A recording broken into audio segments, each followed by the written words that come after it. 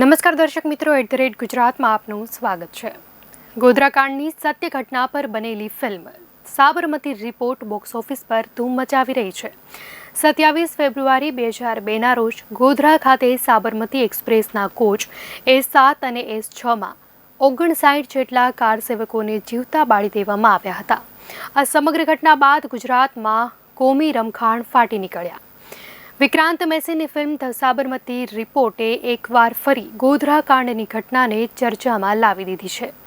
Film Godhra કાંડમાં Sabarmati એક્સપ્રેસમાં થયેલી આગચંપી અને તેમાં માર્યા ગયેલા નિર્દોષ લોકોની દર્દનાક કહાનીને દેખાડવામાં આવી છે।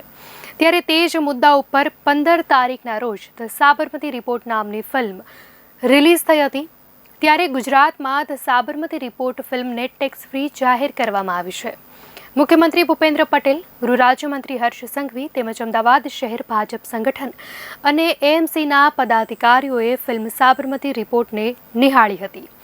ફિલ્મ જોયા બાદ ગૃહ રાજ્ય પ્રધાન હર્ષ સંઘવીએ ફિલ્મને ટેક્સ ફ્રી કરવાનું એલાન કર્યું હતું।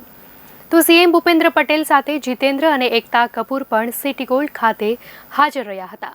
જો કે સોશિયલ મીડિયા પર મોદી શાહ પણ ધ સાબરમતી રિપોર્ટ ફિલ્મની પ્રશંસા કરી ચૂક્યા છે।